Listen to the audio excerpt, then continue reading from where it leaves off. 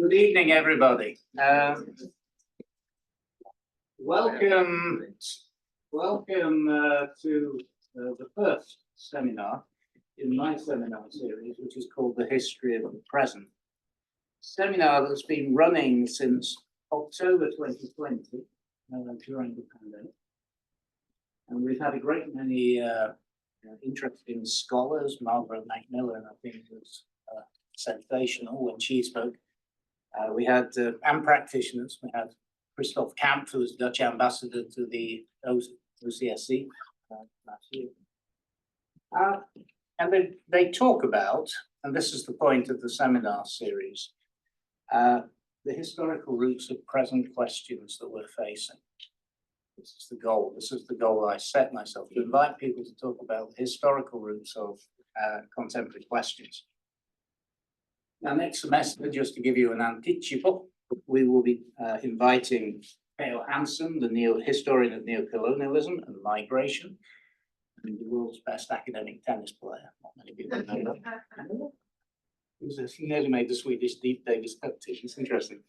And Martin Conway, who's a historian of democracy. But to start off the series, obviously, to talk about, I thought it'd be a great idea to talk about environmental history,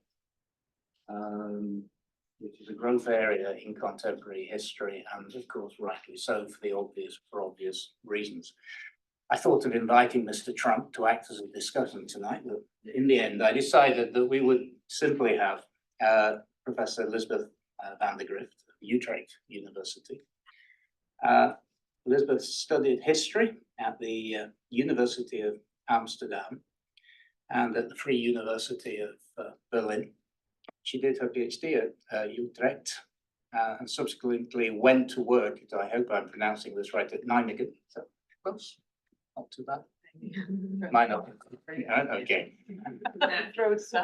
And she wrote her first book on securing the communist state, the reconstruction of coercive institutions in the Soviet zone of Germany and Romania, which was published by Harvard University Press, correct? Yeah, Harvard Cold War Studies. Anyway, she's been at Utrecht again since 2015 and is Professor of International History and the Environment.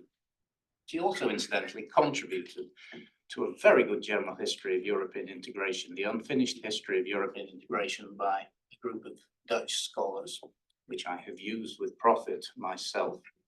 She's a member of the Dutch Young Academy, which perhaps you can explain at some point what that is.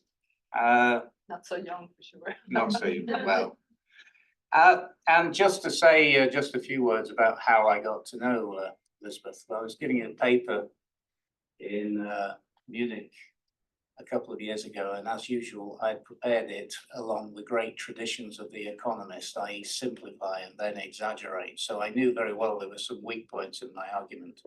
Anyway, I finished my talk and immediately I was given a demolition job by somebody sitting to my right. So I thought, well, we've got to invite her to SAIS. So we are inviting her to SAIS. We're going to be hearing about political representation in the Anthropocene. Yeah, European something else, politics. yeah. Your turn. You're on. Thank you. Yeah. So I need to use a mic, and should I? Yeah. Okay. For the sake of the people going online, I suppose. And sitting is the new smoking, so I rather stand up and talk with you. Yeah, so this title, Political Representation in the Anthropocene, History of Environmental Politics, it's huge.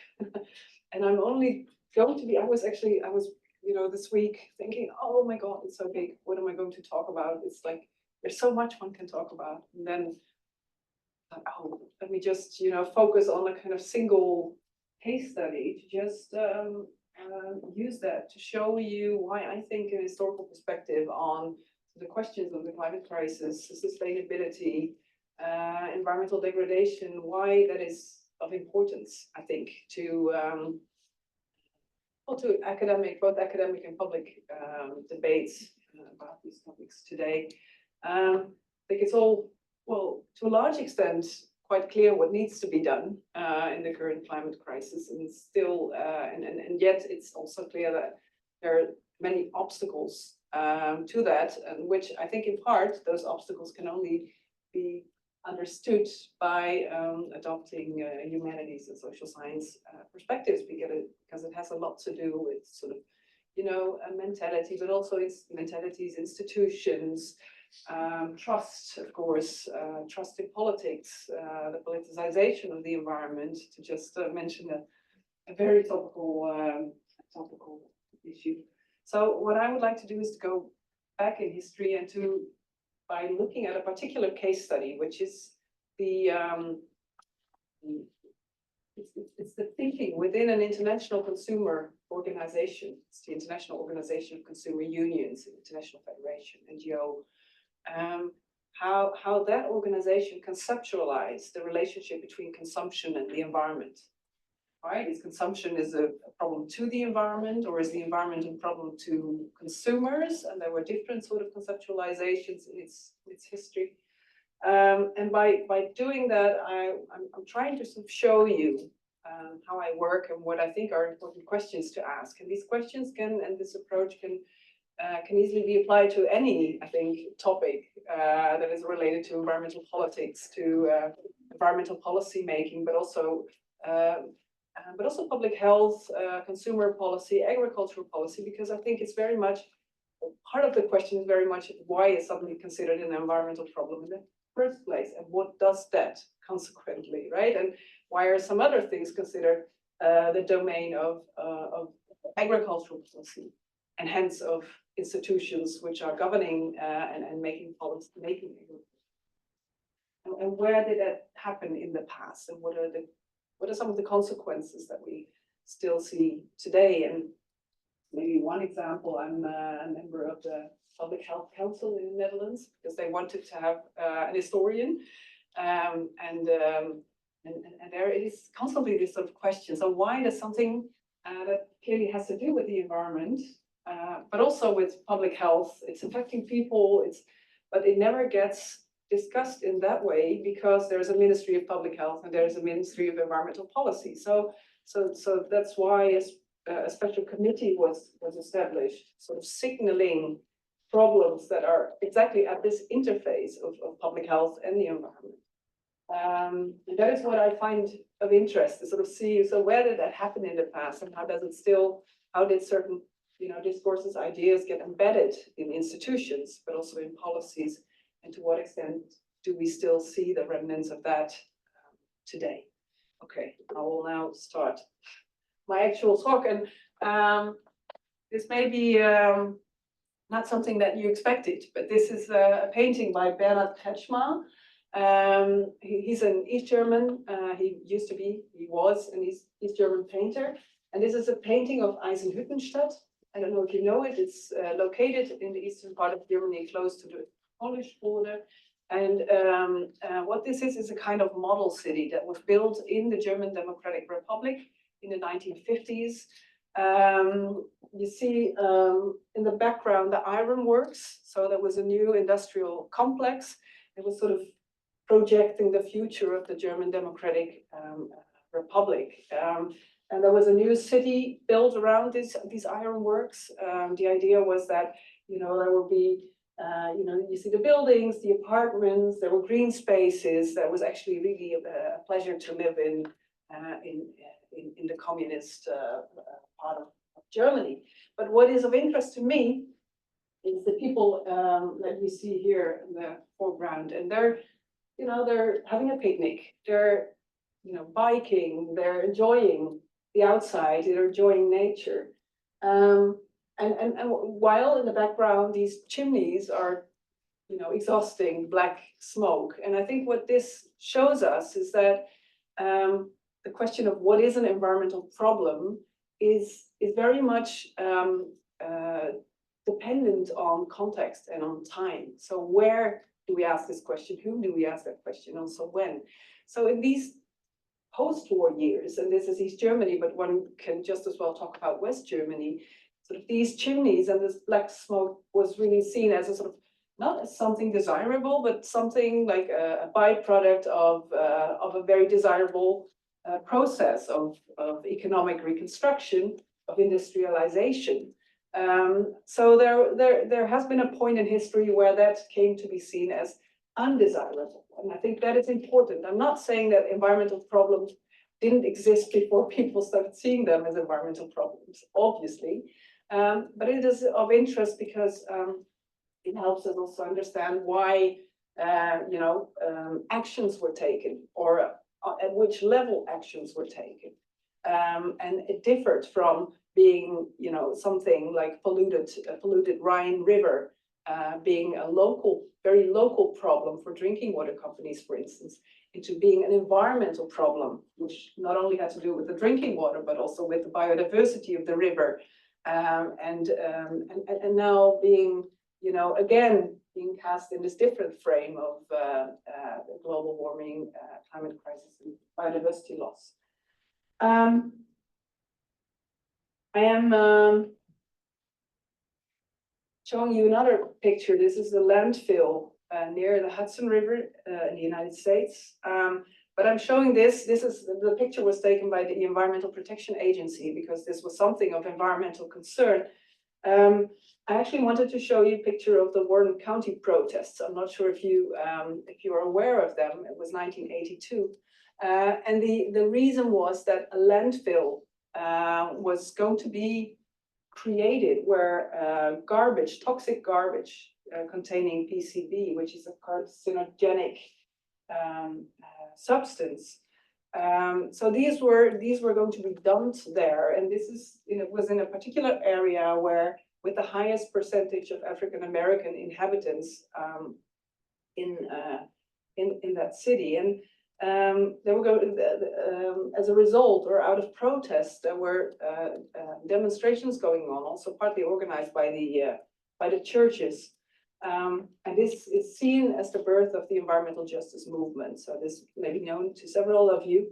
But what it made clear, these protests, and especially the protesters, what they were trying to pay attention to is also the sort of the racial, the intersectional dimension of environmental injustice. So the question of who is actually exposed and who can speak up to protest this, who can stop things from happening. And it was also a response to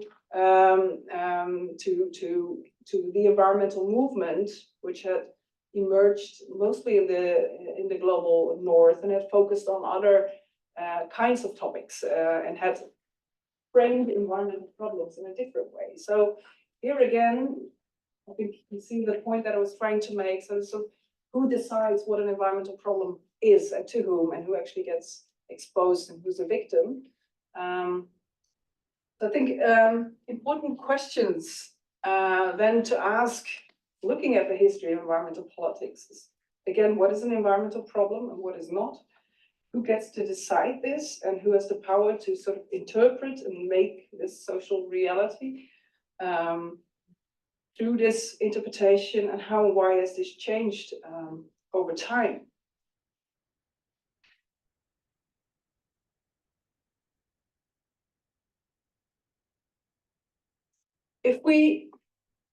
I don't know about you, but I sometimes get the sense that, the environment obviously is getting increasingly politicized, right? And it's meaning that it's considered to be something of the left wing, which is interesting because in the 1980s, the environment was basically considered a non-partisan issue. In the Netherlands, for instance, it was actually the right-wing governments, conservative liberals, who came up with the most ambitious environmental plan ever. What I'm sometimes missing today is to not only talk about we should do this, no, we shouldn't do this, yes, we should do that, oh, the problem is this big, no, the problem is that big, but actually to just have a really good conversation with each other, saying, and I would have liked the government to do this like 15 years ago, or to just say, there is a problem, right? There is global warming. Another question is, what are we going to do about it? Where do we want to be in the future? but also what are sort of our underlying visions of how the world works, how human beings act. Do they act out of self-interest? Do they act because they're social beings? And to make sure that those underlying visions become clear, and then we can also understand why people come up with different kinds of solutions and programs and policies. So if we study the politics of the environment, I think it's important to, if we focus on certain historical actors, to see what, according to them, is actually the nature of the problem, and what are the causes of its existence, right? So how has something come into being? What is their vision for the future? And what is the solution that is presented? And what are considered immediate steps to realize that future? And I'm going to be giving you a concrete example so that this becomes a little bit less vague. But just sort of as an approach, to see politics as this discursive struggle of whose worldview becomes dominant in politics and can be imposed upon others, right? It matters if we say there is a biodiversity collapse, there's a climate crisis, or there's climate change, or if you say like in the 1970s, where there was much more of an energy crisis, which is again a different frame and a different understanding of the problem. So this idea that we have been talking about climate change for so long, I think it's interesting actually to see that that is only relatively recent that notion has become so all pervasive in politics. To give you an example, and I'm going to, as I said, be talking more about consumption. One of the Sustainable Development Goals, number 12, is sustainable consumption and production, and that's a goal. And we see people shopping here, using their shopping carts to contribute to the Sustainable Development Goals, shopping that with the recycling.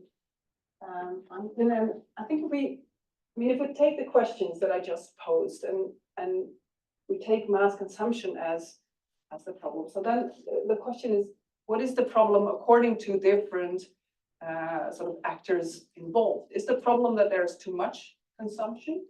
Is there the problem that there's not the right kind of consumption? So we need green consumption, for instance, or that, by the way, has a very long history of talking about what the right kind of consumption is.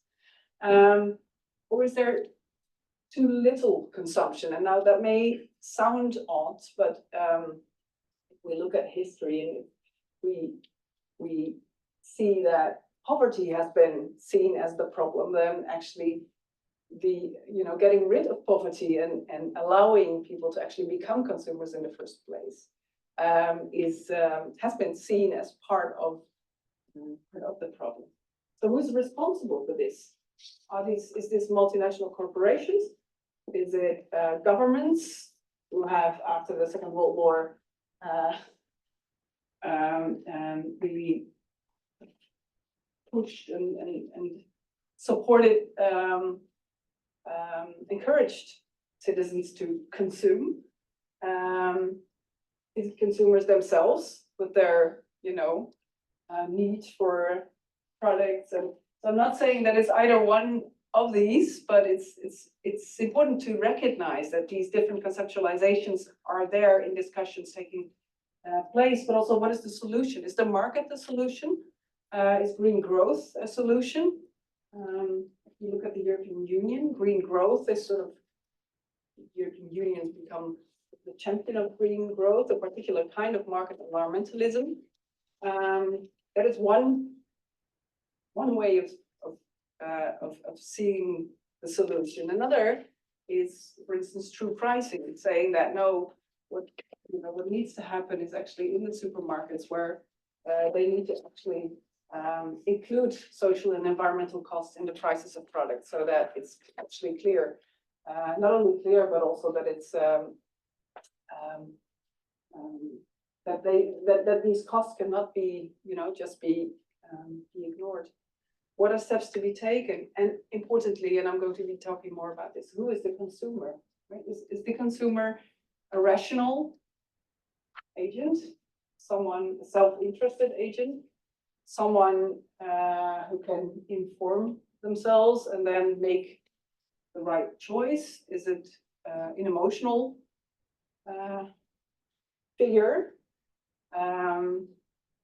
There is the idea of the market citizen who goes to shop and by spending money is actually a democratic sort of the sovereign consumer, a democratic citizen. So to recognize those different dimensions is important, and I'm going to do that for one particular organization that I've looked at. I have a research project which is Consumers on the March. It's about consumer activism, particularly in the European Economic Community.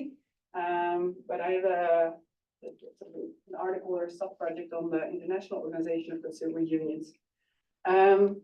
This is Dutch Consumer Guide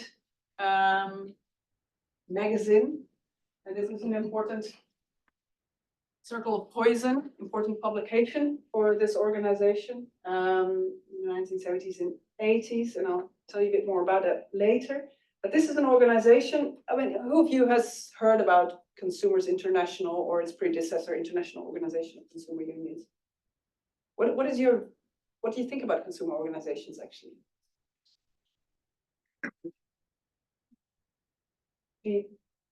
Have you ever thought about a consumer organization in the first place?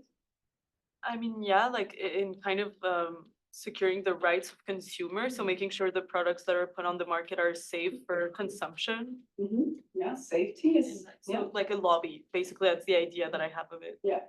So yeah, lobbying for product safety. Yeah. Others. I would say it's a good idea because we generally tend to think of consumers as an interest group that is quite like spread out and not very well organized, and this would be an attempt to fix that. Yeah, they have existed already. I mean, it's the end of the 19th century when the first consumer cooperatives, for instance, came into existence, and especially after the Second World War, consumer organizations were established, were founded in Western Europe. So if I would ask my students, they would say, well, maybe, some of their parents or their grandparents were a member of the Dutch Consumer League.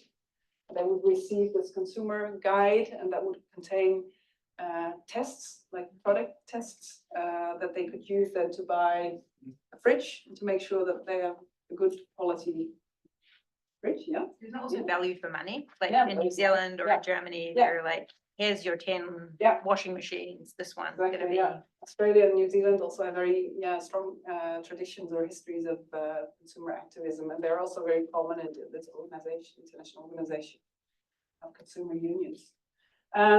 So this organization is founded in 1960 by consumer organizations in Western Europe and United States. But what is interesting is that already in the 1960s, it expands its reach, its scope, and organizations from Southeast Asia, but also from Africa, Hong Kong, are joining this organization. And what I will show you briefly, and I wrote that down in an article that will be out in the journal Diplomatic History. So if you want to read the sort of long version, that should be possible probably next year. Sort of see how from the 1960s, 1970s, end of 1970s, beginning 1980s, the agenda of this organization changed, its strategies as well, and its action repertoires. And a key factor to explain these changes are the organizations from the Global South that are joining this international organization and really, putting new issues on the agenda, including environmental degradation and pollution. What I will briefly try to show you is that there are different sort of frames or different agendas within this organization in the period under study. One is the sort of international conceptualization, and I'll tell you in a bit what that means. one, a global one, which becomes more dominant in the 1970s. Also when ideas about the new international economic order come on the agenda, and planetary perspectives, or maybe ecological or planetary environmental perspectives. So is it okay? Yeah, I have a few more things. Okay. So in the immediate post-war years, or let's say the 1950s and also the 1960s, this organization is established, and also more generally consumer organizations in the post-war years, because they want to help consumers navigate an increasingly complex marketplace. But in the background being, of course, the consumer society, the development of the welfare state, and I mean, consumers. A lot of the technologies and all of the products are new, but also the offer is vast compared to what was available before the Second World War. So on the agenda of these consumer organizations are mostly choice and indeed value for money. So it's about helping consumers make the right choice. So if you ask who's the consumer, this is a consumer that is not yet educated, but is supposed to be, should be informed, should be educated. And if you then ask the question, how can that be achieved? That is by not only by informing the consumer by these consumer organizations, but also making sure that the right sort of regulations and policies are in place to allow consumers to make a valid choice, to make an informed choice. Because what their point of departure being, there's an asymmetry between producers and consumers, producers having much more sort of knowledge of the product, but also information about it. So, product labeling, for instance, that is something that that comes up. Didn't exist before, but also in the European Economic Community, the fact that that product information should be in the language of the country where the product is sold. I mean, these are all sort of self-evident to us now, maybe, but that was not at all the case when the economic community and the common market came into being. Now, the international collaboration, so I think one could say that sort of the founding organizations and the ones joining from the rest of the world, one could say maybe that the idea was really to offer a kind of development aid in the sense of sort of showing these organizations, nation organizations often, showing how to copy the Western model of a consumer organization. From the starting point that every country needed to have its own consumer organization to be able to inform consumers. So having one is important. These consumer organizations did so within this international framework through writing a comparative testing guide that these consumer groups could use by twinning projects, so sharing costs for comparative testing, which was very expensive, and capacity building. And it's important, I think, to realize that in these 2 decades, it was really sort of the national framework was the main point of reference. So national regulation, national standardization, and collaboration between organizations from different countries. And that changed in the 1970s, where what is the cause and what is the effect? It's sometimes difficult to really say, but I think the background, the United Nations becoming increasingly important as a forum for criticizing global trade relations, unfair global trade relations, but also the lack of international regulation of multinational corporations. Especially the IOCU was gained an observer status within UNESCO, and it was also active in UNCTAD, so trade and development. This is, of course, the time when those consumer groups within IOCU from the Global South become much more prominent. And this is particularly the case in Southeast Asia, where the consumer organization of Malaysia has a particularly prominent role, and a regional office is being established for Southeast Asia and the Pacific. And Anwar Fazal, who's the leader of this Malaysian organization, becomes first the president of this regional office, but then also the president of the entire IOCU. And what we see in this period is that they succeed in putting on the agenda of this international consumer organization issues that had until then not been on the agenda. Issues such as access to clean drinking water, but also the exposure to pollution, to toxics, also the dumping of medicines, of inappropriate, products that are in the context of the countries where they're being dumped, not used in an appropriate manner, hence causing public health risks and deaths. But also poverty is often put on the agenda.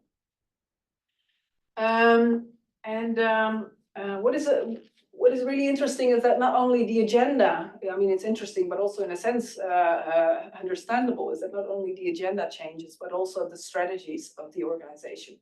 I must say that sort of the international agenda also continues to exist, right? So they remain involved in comparative testing, but there are network campaigns now. So this consumer organization collaborating with environmental organizations, but also collaborating with organizations, religious organizations, for instance, fighting the Nestle. I put up one of the posters here of the Nestle boycott. I don't know if you've heard about it, but that was an international coalition of NGOs, international NGOs and local NGOs, which were fighting Nestle because of its message, marketing of baby formula as the better option, as opposed to breastfeeding.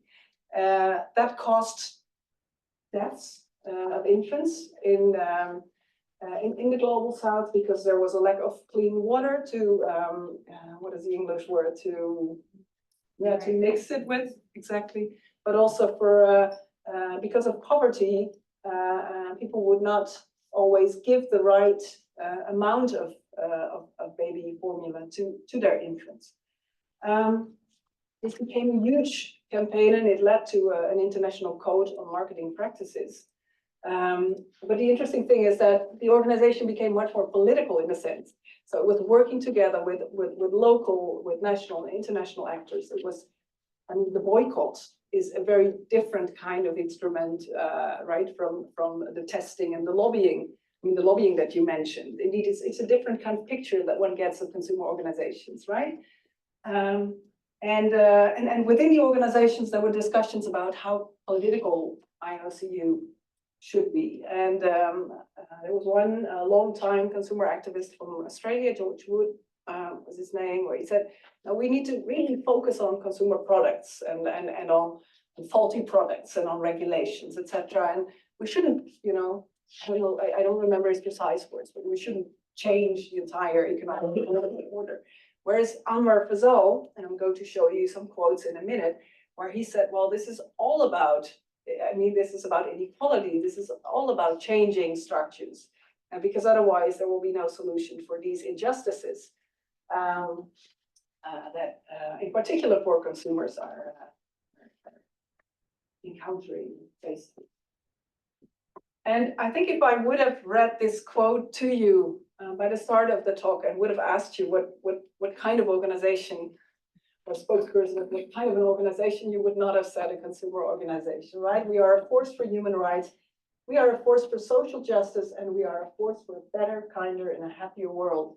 We rise from one ocean, we drink one water, we breathe one air, we share this earth. So it's not only about the sort of social justice agenda, which is clearly in there, but it's also kind of ecological, right? Of everything being we're as a species dependent on the water, on the earth, and we're all coming from this same source. And this brings me to my last sort of the kind of agenda, the discourse that emerges within this organization, and that is consumers and the environment. There is one network campaign that I put up here, an image which is PAN. It still exists, Pesticides Action Network, where IOCU was active as well. So it's still it's very active in fighting for stricter regulation of the permitting pesticides to the market. Corporate crime of the century. If we look at IOCU and we ask the question, how did the environment and in what forms, of what shape did the environment end up on its agenda? It's on the one hand, it's this sort of the traditional consumer activism, product testing kind of program. So it's including new testing criteria. For instance, not only is your product, is it good value for money, but also how long does it last from a sort of sustainability perspective, or how much energy does it use? What we also see is that in addition to sort of the traditional consumer rights of indeed product safety, the right to be heard as well, or the right to actually bring back products that you're not happy with, those kind of things that again we see as self-evident these days, but we're not. There was added the right to safe and healthy environment, so that was included in that list as well. At the same time, so we see that with the Stockholm, Conference of the Human Environment, 1972, this organization is like, oh, we also need to do something with the environment, and this is what we're going to do in this year of the environment. At the same time, I think I've also shown you that there is a much longer tradition of regarding environmental issues as consumer issues for organizations, consumer groups coming from the global south. Anwar Fazal, I would say, even went one step further by presenting this kind of ecological or planetary conceptualization, which I think is so interesting because it actually raises a question. I'll show you in a bit a quote of how, not only saying that the environment is a threat to consumers, which have been clear for a much longer period of time, but also saying consumers and mass consumption can be a threat to the environment. And this is, of course, interesting when a consumer organization starts developing these kind of thoughts. I also think it's not without coincidence that these thoughts of Fazal were never translated into practice, because, of course, that would mean that what is now presented as the consumer, it becomes very clear that there is no such thing. There's rich consumers, there's poor consumers, there's consumers in different parts of the world, and the rich consumers can continue to consume in the way that they consume because of course, the injustices that exist in other parts of the world. And so that is, but it's at the same time, it is interesting where he said, Anwar Fazal, let us use this power to create the future, not just on the power of buying, but also the power of not buying, expressing our conscience, our preference, saying no, no, no when we must.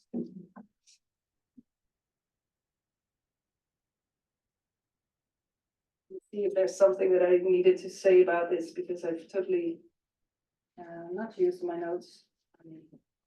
Yeah.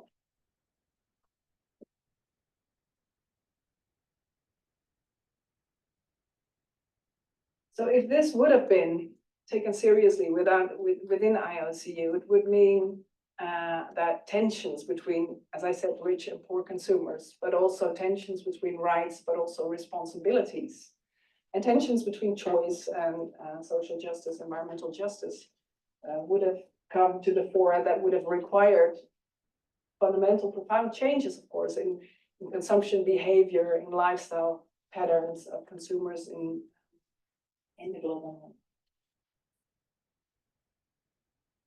So what happened is that from the mid-1980s, tide changes. The United Nations loses importance as an international forum where Global trade is discussed, and also the asymmetrical political relations that exist in the international or the world order. And countries, but also INGOs such as IOCU lose their channel to criticize these trade relations and to criticize multinational. I don't have to tell you about the neoliberal agenda of deregulation and privatization, but what we see, and if you're interested in this, Matthew Hilton wrote a wonderful book about this, Prosperity for All it's called. What we see is that IOCU returns to its original agenda of choice and loses its sort of critical, its critical agenda.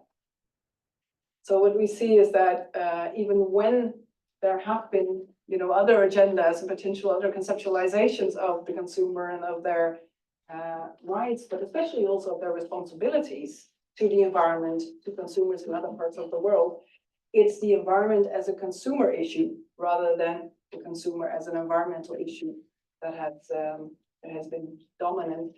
And I think if we look at the situation today, where responsible consumption or green consumerism or sustainable consumption has become so all-pervasive as a kind of a discourse and a way of thinking, where critics of this would say, well, it's very difficult actually, really to talk about not consuming or consuming less, because it's mostly about the kind of consumption that is good or that is desirable. That this to me is an example of the kind of frame of thought that can become dominant, so dominant that it's sometimes actually difficult to think outside of this frame. And I think that is really important, an important job for historians to sort of show how did these frames come into being and when and in what particular context. What were they a response to? What were they a solution to? If we think about food security, for instance, in post-war years, as a solution to very tangible problems of scarcity, but if that is being used in the Netherlands today by farmers saying food security is in danger, whereas most of Dutch agriculture is actually producing for export rather than consumption in the Netherlands, it is important to historicize these, and then to ask the question why. It's not natural, it's not self-evident, it's not because it's the best way of thinking about problems that these became dominant. It has to do with the history of politics and allowing people also public debates and this sort of reflexivity, I think. And I think it has a kind of emancipatory dimension to it, in the sense of you're not your thoughts, but you're not your your frames of thought, or and allowing us to ask the questions: is this then the most useful, the most appropriate, the most suitable, but also the most desirable way of thinking about the world around us, the problems that we're facing? Yeah, and that's obviously not up to me as a historian to answer that question, but I would very much like us to have these kind of debates where we, rather than, no, I won't say any depressing things. I will not say depressing things, hopefully. So, although this is maybe to some this is also a bit depressing story, I'm not sure. Thanks a lot for your attention, and I look forward to talking.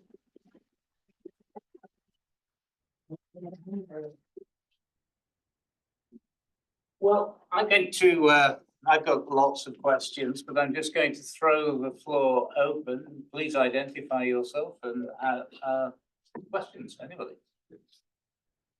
Over here, please. Gentleman with the beard, please. Hi, my name is Arjun Joshi. Hi, my name is Arjun Joshi. I'm a first-year Masters of International Relations student here at SAIS. My question was, So Western definitions of economic development and quality of life focus on purchasing power and indirectly consumption ability or capacity. How can developing countries balance environmental or carbon neutral policies with concrete improvements to quality of life for connecting to global economies, even as they lead to greater consumption? Wow. I'm The not- easy one. I'm not sure. I don't think I have an answer to that really. Because that would mean sort of, putting myself in the shoes of environmental policymakers, of people who are thinking about these kind of issues at this very moment. And I would think that it's a stretch of my expertise to think that that I would have an answer to that. So I think what I'm trying to do instead, I guess, is to sort of, and it's something, it's slowing down in a way and studying what's actually being said by whom and who has a particular interest or an agenda to push for a particular kind of solution, like the solutions that you're mentioning. I just recently submitted with two colleagues. One has worked on the history of neoliberalism, and the other one on the history of European integration, mostly its institutions and regulatory frameworks. And it's an application for funding for a project on green growth. Green growth, the European idea, where what we say is that the European Union has really become this champion of green growth. And that is interesting because it's like where neoliberalism within the in the European Economic Community and later the European Union sort of does not lead necessarily to a to deregulation and to no policies, as Naomi Klein has said for the American case, but rather a particular kind of environmentalism, kind of market environmentalism, so how that has come into being and why and who is pushed for this agenda, and the same for the sustainable consumption, where the question that I'm really interested in is how what started in the 1970s as I think it's this idea of things need to change on the global level, on the international level, system of trade relations, etc. But if I'm being in favor of that, I also need to change myself, so change my own lifestyle, shopping behavior, etc. I think that was very much part of this sort of more systemic way of looking at environmental problems then. In some, there are certain elements of that, like the shopping, which has remained central and become even more central, whereas the systemic part of that kind of thinking has moved to the background. So that is something that I'm currently studying. So, and in part, that will of course be a story of certain, corporations, businesses having this interest in this agenda. But I think it also has to do with these kind of organizations like the International Organization of Consumer Unions, but also environmental organizations who I think have never really come to grips with how to deal with consumption. It's in environmental history, consumption is not something that colleagues are really focusing on. It's not, consumer organizations are generally thought to be boring. Consumption is, so and vice versa, I think consumer historians don't really focus on this environmental dimension. So this is not an answer to your specific question, but as a sort of a way of explaining a little bit more what are the kinds of questions that I'm as a historian interested in. Yeah. Professor. Okay.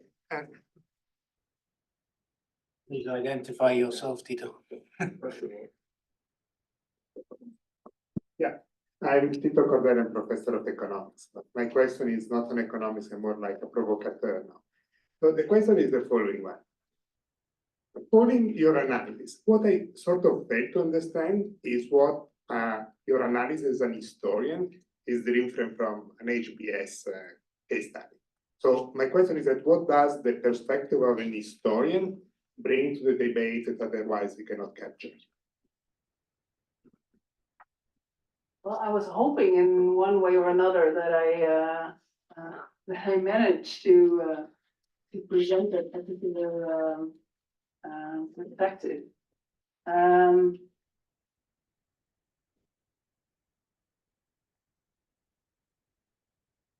Well, you know, if so maybe I should make the historical perspective as such to explain a bit more, not so much focus on this case study, but sort of more in general, for instance, in the field of European studies. If there is talk of or a debate about whether European institutions or the European Union is democratic or not, or whether it's you know facing a problem of a lack of democratic legitimacy or a democratic deficit, what one can do is then to say, well, the different kind of definitions of what democracy is, and I think this is the best one, or this is the one based on all kinds of you know theoretical considerations that I adopt in my research, and now I'm going to see if the European Union is, according to that definition, is a democracy or not, or is democratic enough or not. I think a historian would never do that, because historians see democracy as well as long as it's come into existence and was first coined sort of as an idea and as something that is essentially contested, is changing over time. So what is considered to be democratic or a democracy can be things or can be practices, systems that to us nowadays, you know, we would never see as democratic. But what we're trying to do is to do justice to how how people in the past viewed and interpreted their sort of social reality and what their experiences were, and also what their expectations were, in part based on their ideas, but also on those experiences. So if we again take the history of the European Union as an example, it's very easy to say that this is has been a technocratic, no, not an organization, but technocratic structures for a long time, and that is true because of the common market at the core of this, and it's at the same time what I find really important is to see that people in the past, policymakers, politicians, public intellectuals, but also people engaged in these kinds of advocacy groups, that they were committed, not all of course, but some were committed to making the European Union more democratic. And the ideas that they had would never be democratic in our view. So including all kinds of interest groups, for instance, was seen as a way to make the European community less technocratic. It was also a sort of mirror image of the post-war democracy that came into existence, with the consultation of interest groups as considered an important way of also being responsive to concerns in society. If the solution that was presented, so in the 1970s, actually already in the 1950s, but in the 1970s, there was already talk of a gap between policymakers and a need to bring the European community closer to the people in the street. And what was then presented as a solution was the expansion of interest groups who could participate. It was always the European Commission who would say, you can join or you can join. What is, if we look at the debates now, for instance, on European environmental policy, nature conservation policies like Natura 2000, for instance, that is considered to be too technocratic. because it's environmental organizations who are joining, it's nature conservation organizations. So those critical of Natura 2000 say it's too technocratic, whereas actually the inclusion of these organizations in policy-making processes was meant as a solution to solve the democratic deficit or to compensate for the democratic deficit. So what at one time can actually be considered a solution to a democratic problem can, 20, 30, 40 years later, by people with different sort of mindsets and different ideas of what democracy should be, can be considered the main or one of the problems. I mean, of course, I can't, I'm not sure if you find this enough of a contribution, but I find it a very exciting one actually to do this kind of research. And to, not so much to judge the past, to really try to understand. I think an important question nowadays, and then I will really stop talking, but it's like my students ask me, so how is it, how is it possible that what we knew in the 1970s, books have been written about, this, what we knew in the 1970s, and still, why are we here? And nothing has been done about it. Not enough has been done about it from where we stand now. But it's not to say that nothing has been done, and I think it's important.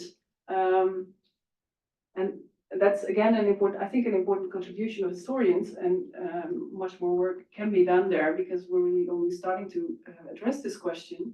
Is to see so what has been done and what has been successful. But again, how have ideas of what the problem is changed over time, so that what initially was the hole in the ozone layer, which could more easily be addressed and solved, is now a crisis of such dimensions that it's just really different to imagine a problem to that solution. But I think then studying that is a way of dealing with this situation, which I suppose to all of us is really unsettling.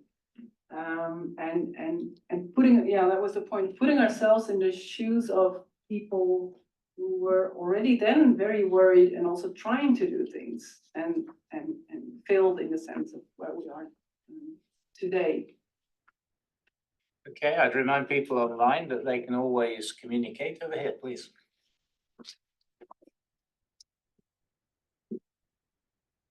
Then you need. Okay. Thank you.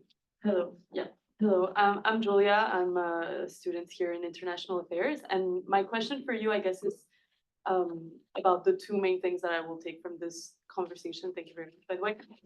On the narrative building of the problem and on social justice through your example. That was very much a part of their fight, right? And my question is more contemporary, so maybe not on the historian side, but how do you think we can reconcile, and what is your perception of the different narratives that affect, high income people in high income countries like us, like in the Netherlands, like I'm also from France, so like two more, lower income countries that have really seen a rise in their levels of in their living conditions through mass consumption and like actions of these massive corporations, which don't really seem to be preoccupied by the sustainable consumption paradigm. It's kind of more how do you think we can reconcile that? How do you see that happening? Do you think it could be an issue in the future? Liesbeth, can I collect another question and then we'll give you two to answer? Nina.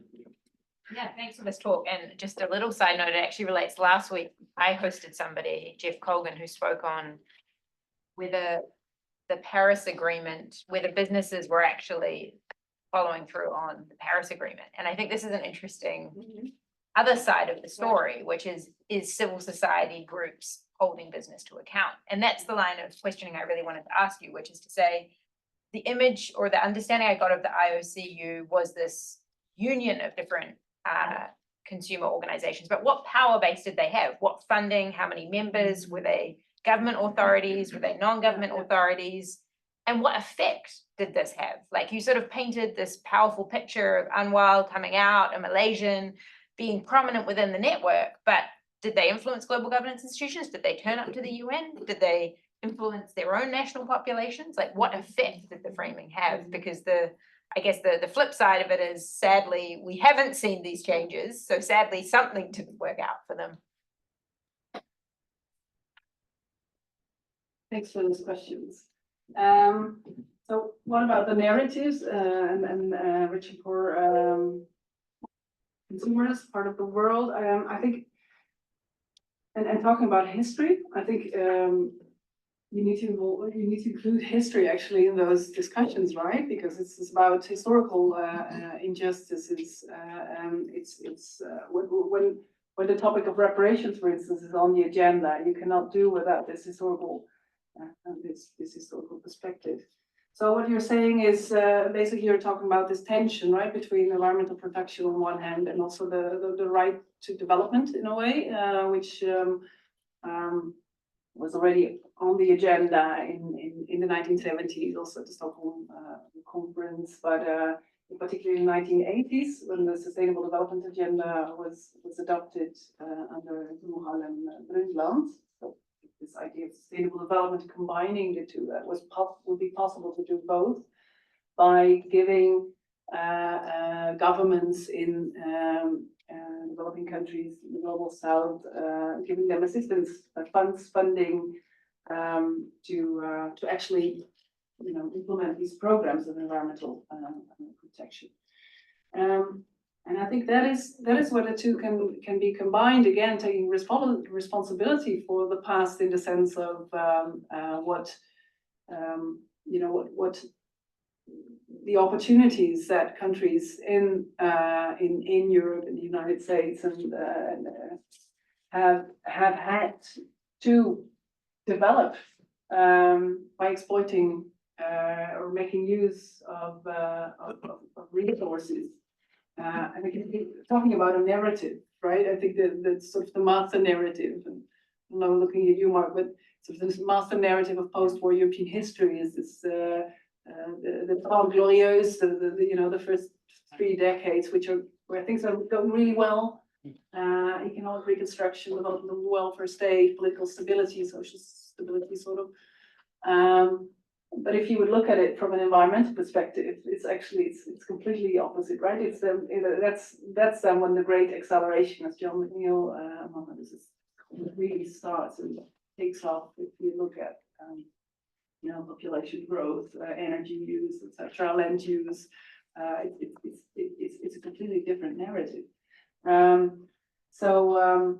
But if you're saying that countries or people in those countries are not preoccupied with this problem, that would be for me the start of a quest, of a research, of a project. Like, is that really, to what extent is that really the case? Because I think we've also shown, or we've also seen here, that poor consumers are actually, at least in the case study that I've looked at, very concerned about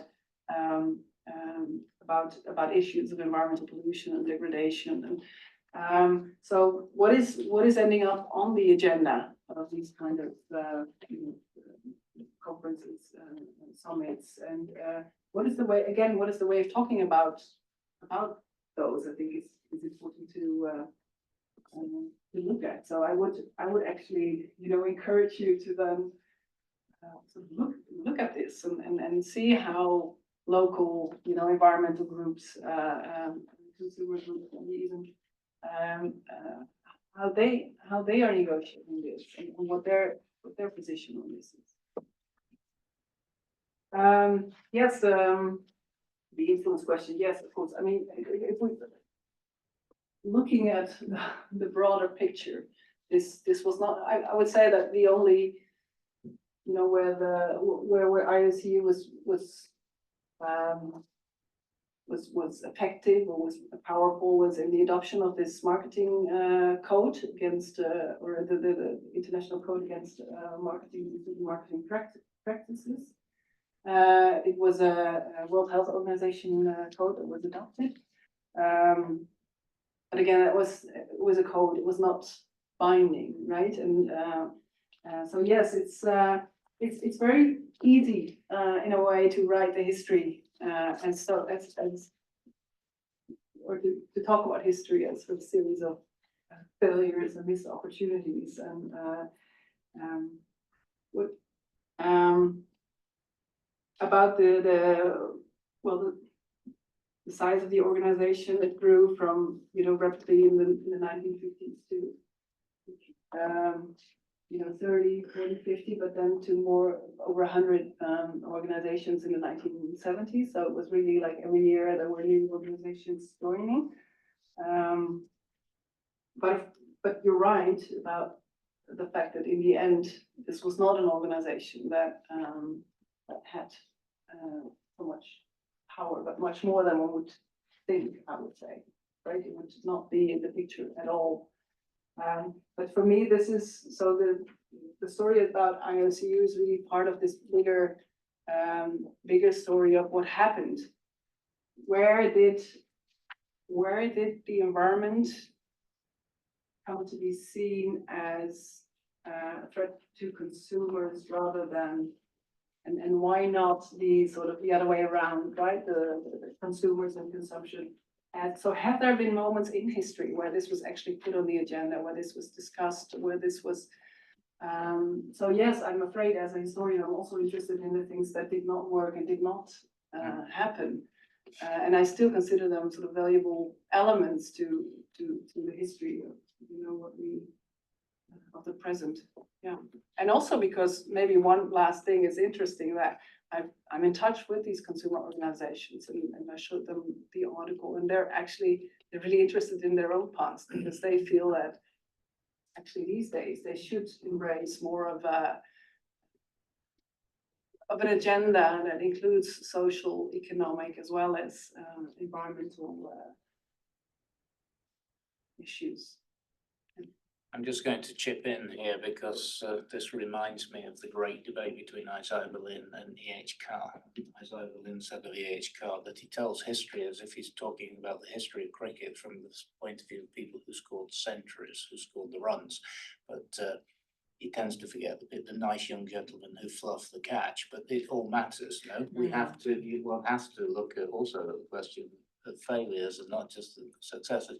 Right, we've got two questions. The gentleman over here, and then Hartmut, who's been waiting very patiently. Student first, please.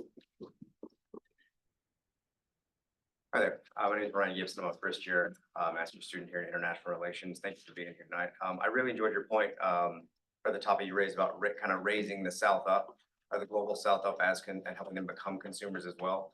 My question to you is that in your opinion, what approach by the global North or even us consumers in the global North can we take that would best assist the global South in becoming not only sustainable producers, but also helping them gain that agency as consumers?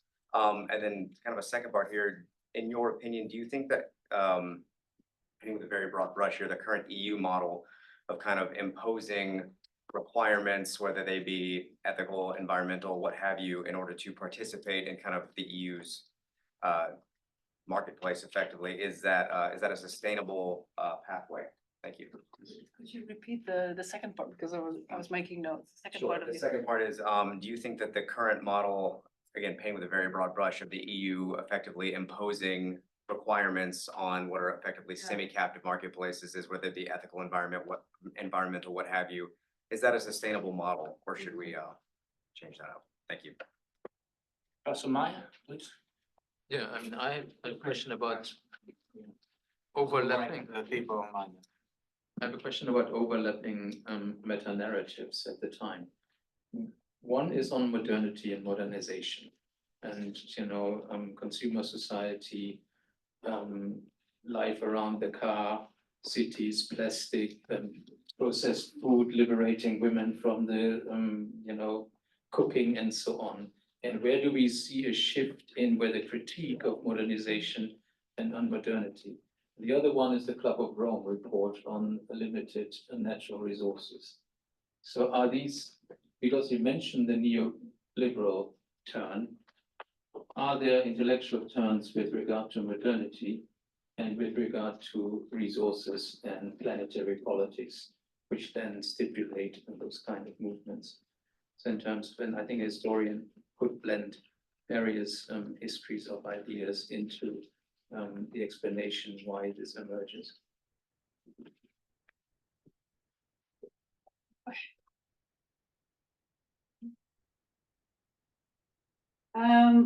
What approach you're asking me, right? About what would I recommend consumers should do, or consumer policy or regulation should foster, tries to foster government. And that is the disclaimer, or is that then I'm talking as Liesbeth, the person, that sort of the historian is also a person, but not so this is not based on any research or anything. But what I do find worrying, I think, is that what we see is a sort of a narrowing of the options that are being discussed. And I think, again, for the sake of a good debate, not for the sake of the debate, but actually, what are the options that are available? It seems that these days, the green consumerism, the buying and driving electric vehicles, electric bikes, the fat bikes. I don't know if they're here as well, but in the Netherlands, young kids are all driving their electric bikes or fat bikes, and it's just, it creates all kinds of new problems, right? It doesn't solve problems. So I think this, including or putting on the agenda the importance of consuming less, I guess, that would be of interest to me. What I found interesting, we just talked about it over lunch, and in a way sort of reassuring, is and I don't remember her name, but she was a German professor, and she was interviewed in a Dutch newspaper recently, where she said what we need to go back to, and this sounds very worrying. She called it a war economy. We don't want a war economy, but what she was thinking of was a government basically rationing. Now, just to be clear, also for the people online, I'm not saying that this is what we need at this moment, but as a thought experiment, I thought it was interesting, because what she said was it means that we would have to go back to the level of 1978. Well, that's the year in which I was born, and I thought, well, that's actually quite. It's not so long ago. Of course, there will be fundamental change, etc. But it's not the 1950s or the 1950s. The EU, of course, the EU has this sort of normative power, right, and the sort of the Brussels effect. I guess you're referring to as well, sort of forcing producers outside the European Union, or not forcing them, but it has the effect, or the sort of that European standards are being adopted also for markets outside of the European Union, because it's just more effective and less costly to produce all products using the same standards. So there this effect of actually making production more environmentally friendly or sustainable across the world. So yes, on the one hand, I see that the European Union is a very strong actor in that, a powerful actor in that sense. Also the environmental policies that it has developed since the 1980s are examples of that. At the same time, I mentioned this this market environmentalism, I think, which is something that needs to be looked at more from an historical perspective. But what I've from the historical research on European policies that I've done is what it makes the European Union and the European community before so different from other international organizations, that it has been a project of market integration from the start. So there always needs to be this kind of justification that it is for the sake of market integration or against the distortion of competition. That these policies are being developed, and I was working on a directive on product liability. So who is actually responsible when a product explodes in your face, and It's only in the 1970s, actually beginning of 1980s, when producers are being held accountable for this, because before that it was just consumers who had to carry that damage. And I remember the leader of the communist faction in the European Parliament saying that it's so problematic that actually we're talking about, or they were talking about social policies, but in the context of the common market, it always needs this kind of economic justification if you want to be in favor of, or if you want to plea for social policies. It also means that there are certain restrictions to what you can put on the agenda and what you can accomplish in this framework. And I think the recent book by Aurélie Andry, A Social Europe, but social Europe is another example of that. So there are definitely two sides to it, and I think that's also why it was important to really say something about the nature of the beast of the European Union. You know, where some say it's a neoliberal, whereas others say, well, actually, it has been really important in for instance, the development of environmental policy. It's clear to see that this is a kind of an assemblage of these different sort of ideas that have become embedded in that. Critique of modernization, yes. I think, I mean, that's something that one sees in particular when organizations from Asia, for instance, where they would say it's the modernization is bringing Coca-Cola, bringing these multinational corporations, industrial production of synthetic clothing, whereas what is wrong with the sari, and not only is it of better quality, but it's also local producers, communities making those textile products. So there is a clear sort of anti-modern, modern in the sense of this kind of industrial production, lower quality products there. And you, I mean, very rightly talked about these. I think, I mean, the point that I took from what you said is also just sort of how can one connect these to sort of broader political, social, economic developments taking place at the same time, and you're absolutely right. And I mean, the energy crisis, for instance, that is high on the agenda of this organization. And that is definitely, energy is definitely also one of these topics where these agendas, clash in a way. And another one is which I talked about the banning of toxic products and of dangerous products in the European community, which then leads to displacing the problem to countries elsewhere. Can I just abuse my position? Well, it's not abusing, actually, just to wrap this up by asking you. You're going to conclude for me? Well, I need to ask you a question which will give you a chance to conclude. You very kindly mentioned me when you looked at me when you talked about narratives. As you know, I'm a bit critical of the way in which people who do European integration history, but we could generalize this, recently have tended to write more micro history than general history. That we can get lost perhaps in the state. So my question is this, because you mentioned this, most history, let's just stick with the EU history for the moment.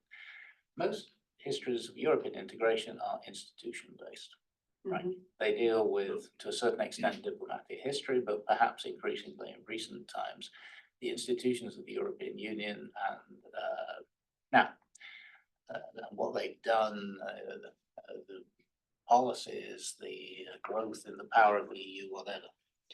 Now, I'm asking you a general question because you're talking here. In effect, you're writing about a history of mentalité. But can we imagine a history of the EU, a general history, in which you take environmentalism seriously and say, I don't know, the EU from producer to environmentalist, question mark. a sweeping history that sees the EU as being part of a broader problem of gigantism Yeah.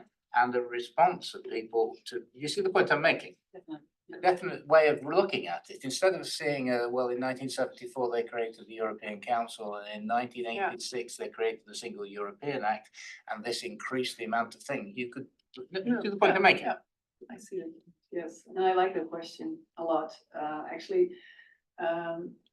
What we're currently working on with a number of colleagues, and Martin Conway, whom you mentioned, is also part of that, is to write a kind of social history of European integration. And to, I mean, also coming back to this question of influence and what has been the, you know, the effect on the on sort of the outcome.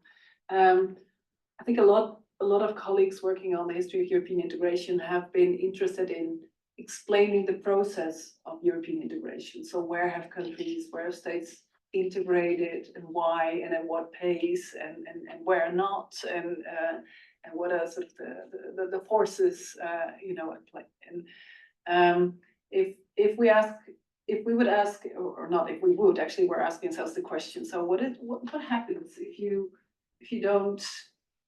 don't take those institutions as a starting point, and then only study social actors and non-governmental organizations when they come into view of these institutions, right? They go to Brussels to lobby, or they go to Brussels to protest, or that's when you see them appear in histories of European integration. And so what we're doing is actually we bring together a number of historians working on, for instance, agricultural policy. So the impact of European policies, even without people at the time realizing that those were European policies, but the impact of those policies on lives of people, on livelihoods, but also on landscapes.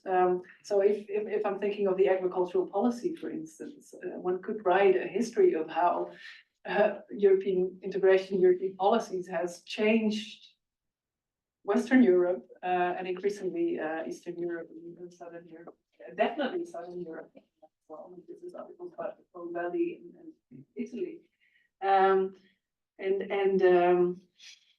how it has been an environmental actor, not in the sense of being an environmental organization, but as an actor changing the environment dramatically for both for people as well as for you know, non-human beings and landscape.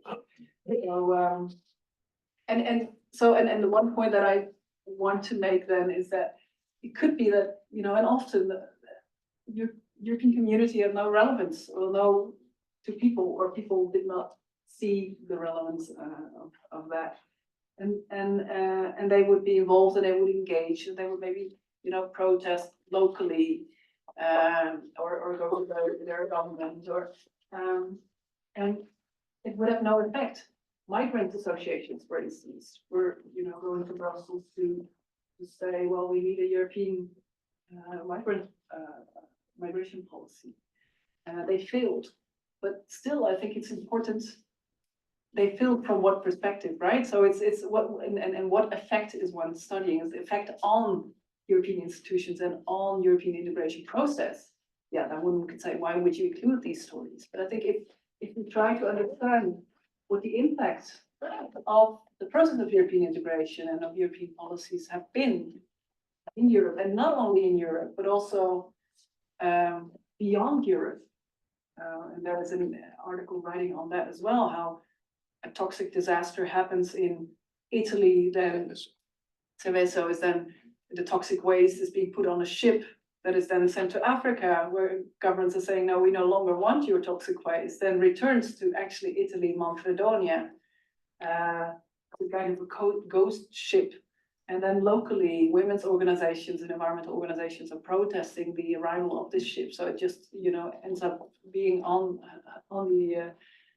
the seas. And it's, if you follow the social actors, but if you follow certain issues like the toxic or sometimes even sort of very material issues of the toxic waste, you get different kind of stories. And I think they're just as important. Yeah, I mean, sorry, That's a just to come, conclusion, just yeah. to come back to this, because I think this is a really interesting point. So let's say you talk about the Single European Act, go and look at any narrative history of European integration, and you have people saying the purpose of the Single European Act was to increase the efficiency of the market, to increase production. And it's all wrapped into the 1992 initiative. And by the time we did this, certain growth rates have been achieved. There's no reason why you can't say, and what the Single European Act created 178 million or whatever it was kilograms of pollution. Why not? You'd still be giving facts. You'd still be telling a truthful narrative, and which the question is which narrative should prevail or not. I think we've just heard a very interesting and thought-provoking discussion, and I would like to thank our speaker for coming and for all of you for coming on a November evening. It's been a great pleasure to have you here, Liesbeth. Thanks for your I question. hope you will come again.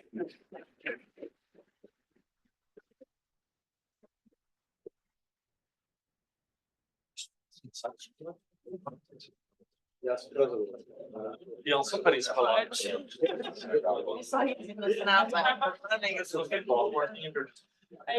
No, just kind of.